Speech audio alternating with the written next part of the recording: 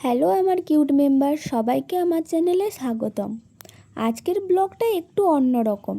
আজ আমি কোথাও ঘুরতে যাচ্ছি না, আজ মাকে ডাক্তার দেখাতে নিয়ে যাব। তাই ভাবলাম রেডি হওয়ার এই ছোট্ট মুহূর্তটা তোমাদের সঙ্গে শেয়ার করি। আজ আমি একদমই মেকআপ করিনি, কারণ ডাক্তার দেখাতে যাওয়ার সময় আমার মনে হয় সিম্পল বা ন্যাচারাল থাকাটাই ভালো। আর তোমরা তো জানো আমার একটুও মেকআপ করতে ভালো লাগে না, এমনিতেই মেকআপ করতে পারিই না আমি। আজ বাবা বাড়িতে নেই, তাই মাকে ডাক্তার দেখাতে নিয়ে যাবার দায়িত্বটা আমারই। সত্যি বলতে একটু চিন্তাও হচ্ছে। আশা করছি ডাক্তার দেখানোর পর মা খুব তাড়াতাড়ি সুস্থ হয়ে উঠবে।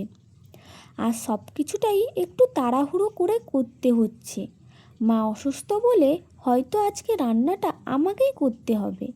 তবে যতই ব্যস্ত থাকুক, শাড়ি পরতে আমি খুব ভালোবাসি, তাই ভাবলাম আজও আমার প্রিয় একটা শাড়ি পরি।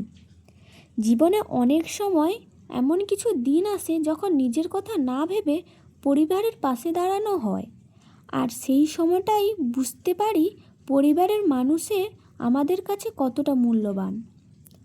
তোমাদের কাছে একটা ছোট্ট অনুরোধ, সবাই আমার মায়ের জন্য একটু প্রার্থনা করবে, যাতে আমার মা তাড়াতাড়ি সুস্থ হয়ে ফিরে আসতে পারে।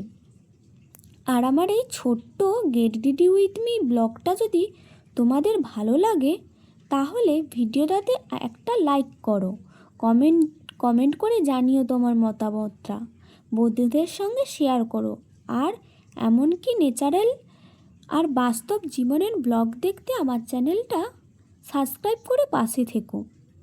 এই কানের স্টাফটা হয়তো শাড়িটার সঙ্গে পুরোপুরি ম্যাচ করছে না, কিন্তু কি করব বলো, আজ আমার এটা পরতে ইচ্ছে করলো, তাই পরে নিলাম। সব সময় সব কিছুটাই ম্যাচ করতে হবে এমন কোনো নিয়ম নেই, তাই না?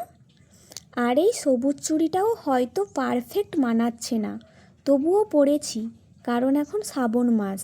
এই মাসে সবুজ রঙের আলাদাই একটা অনুভূতি আছে, তাই না? তাই ইচ্ছে করেই সবুজ চুড়িটা পরলাম। Tata guys.